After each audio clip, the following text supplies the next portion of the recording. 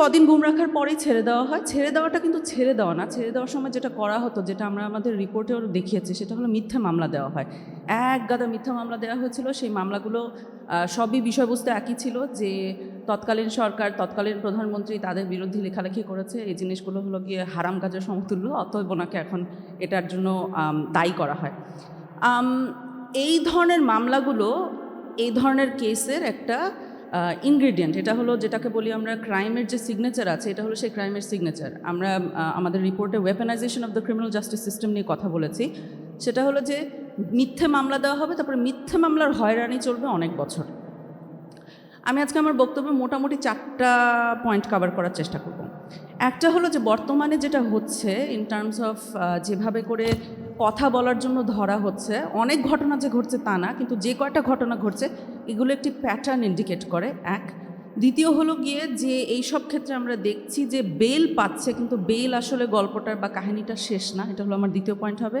তৃতীয় পয়েন্ট হবে যে বাকস্বাধীনতার লিমিটটা কোথায়। গালি, পাবলিক ফিগারদের গালি শোনা যে বাকস্বাধীনতার লিমিটের অন্তর্ভুক্ত হবে, সেটা হবে আমার তৃতীয় পয়েন্ট। এবং চতুর্থ হলো গিয়ে যে তাহলে একটা সরকার কিভাবে করে ডিসইনফরমেশন বা মিসইনফরমেশন ফাইট করতে পারে, যেহেতু এটাও তার কাজের একটা অংশ। প্রথমটায় আসি। সরকারের নতুন সরকার আসার পরে এক পর্যায়ে আমরা দেখলাম যে 22 দিনে অন্তত 5 জনকে পিক আপ করা হয়েছে, মানে তাদেরকে অ্যারেস্ট করা হয়েছে, পরে মামলা দেওয়া হয়েছে স্পিচ অফেন্সের কারণে, অর্থাৎ কি বলেছে তার উপরে ভিত্তি করে। পরবর্তীতে আমি দেখেছি সংখ্যাটা মনে হয় বেড়েছে, আমি পরবর্তী এক্সাক্ট ফিগারটা না, বা 30 দিনে 7 জন এরকম একটা। এবং যেটা লক্ষণীয় সেটা হলো যে কোনো এক জায়গায় হচ্ছে না, অর্থাৎ ঢাকা, ঠাকুরগাঁও, ভোলা, ময়মনসিংহ বিস্তৃত এলাকায় হচ্ছে, অনেকগুলো জেলায় হচ্ছে। এক। দ্বিতীয়ত হলো গিয়ে এনারা এক একজন কোনো বড় কেউ না, মানে একজন পলিটিশিয়ানকে ধরলো বা একজন সাংবাদিককে ধরলো, ব্যাপারটা ওরকমের না। একজন দেখলাম গৃহিণী, আরেকজন কন্টেন্ট ক্রিয়েটার, এখানে অনেকে আপনাদের মতো, আরেকজন দেখলাম রেস্টুরেন্টের মালিক, মানে একজন দেখলাম জাস্ট সিম্পল গ্রামবাসী, উনি পড়তে পারেন কিনা সন্দেহ আছে। আমাদেরকে বুঝতে হবে যে যখন কোনো একটা সরকার এরকমের কাজ করে, অ্যাবসোলুটলি মানে যারা হয়তো রাজনৈতিক পরিসরে তেমন একটা গুরুত্বপূর্ণ ব্যক্তিত্ব না, তাদেরকেও এ ধরনের অদ্ভুত ভাবে অ্যারেস্ট করা হচ্ছে, রাত 1:30টার সময় যে তুলে আনা হচ্ছে, তারপরে মামলা দেওয়া হচ্ছে, এবং যেটা যখন গোটা দেশ জুড়ে ঘটছে এবং খুব অল্প সময়ের মধ্যে ঘটছে, তখন এটাকে আইসোলেটেড ইনসিডেন্ট হিসেবে দেখার সুযোগ খুব কমে যায়। এখানে আমাদেরকে চিন্তা করতে হবে সরকার এখানে আসলে কী করার চেষ্টা করছে, পিছনের অন্তর্নিহিত কারণটা একটু চিন্তা করা উচিত। অন্তর্নিহিত কারণটা হলো ভয় সঞ্চারণ করা, ভীতি সৃষ্টি করা। তখন আপনি চিন্তা করবেন যে আচ্ছা এটা লিখলে কেউ যেটা আগে ছিল যে ডিলিট করো, না হলে সমস্যা হবে, ডিলিট করো না হলে সমস্যা হবে, ফেরত আসার একটা চিন্তা হবে না, এখানে আমরা দেখতে পারি। এবং আমরা পূর্বে দেখেছি যে যখন আমি মাঝে মাঝে দেখি এই ধরনের কেসগুলোর ক্ষেত্রে যে জুনিয়ররা যখন বেল পান তখন ফেসবুকে ভরে যায় যে উনি বেল পেয়েছেন আলহামদুলিল্লাহ। অ্যান্ড আই থিঙ্ক যে এটা আসলে মিসআন্ডারস্ট্যান্ডিং।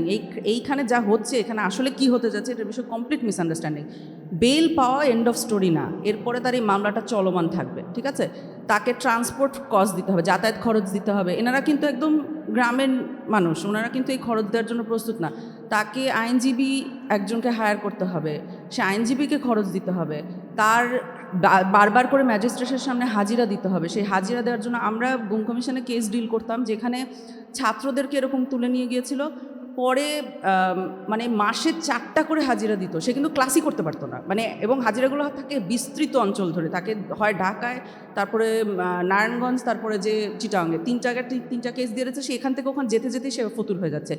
এটা হলো একটা প্যাটার্নের অংশ, এটা হলো যেভাবে করে ক্রাইমটা করা হচ্ছে, যেভাবে করে মানুষের মধ্যে ভীতি সঞ্চারণ করা হচ্ছে। সো বেল হয়ে গেল আলহামদুলিল্লাহ, ব্যাপারটা আসলে একদমই স্টোরিটা সেটা না। বেল হলো start of the story, not the end of the story.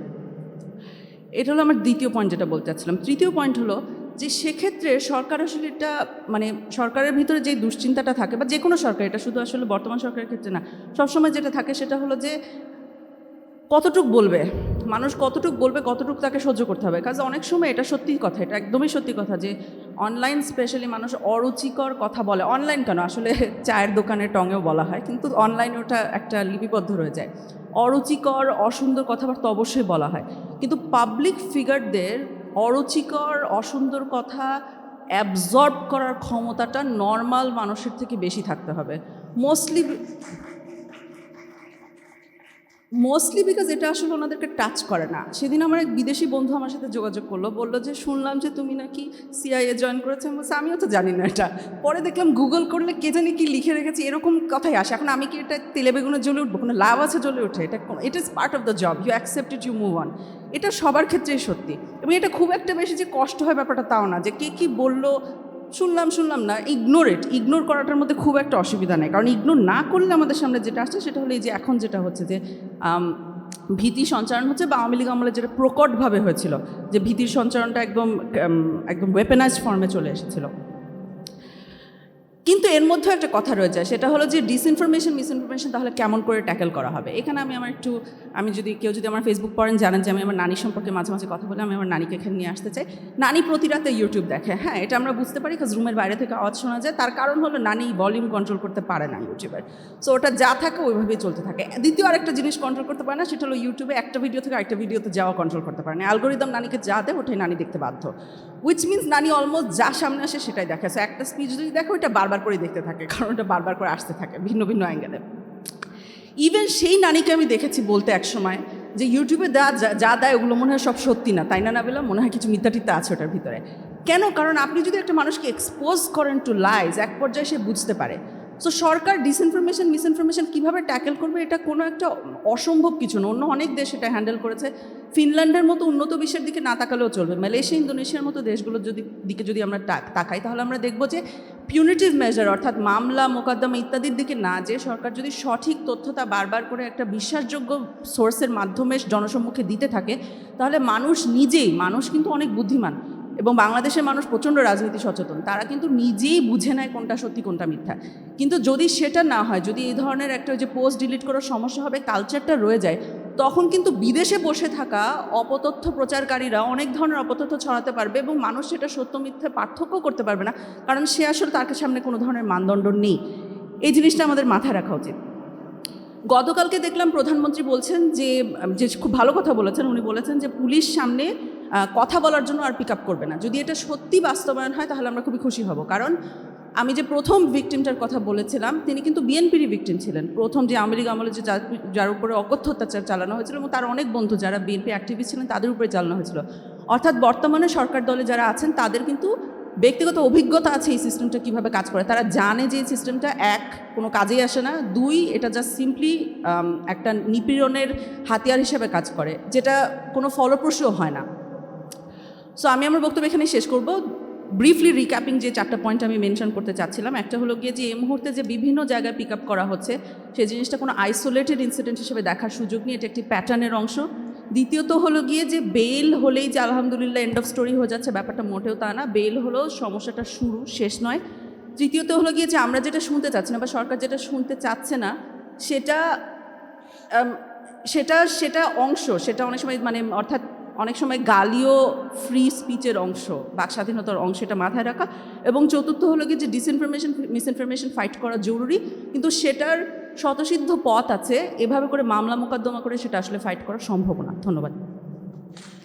ধন্যবাদ ডক্টর নাবিলা ইদ্রিস। আলহামদুলিল্লাহ, সালাতু ওয়াসসালামু আলা রাসূলিল্লাহ।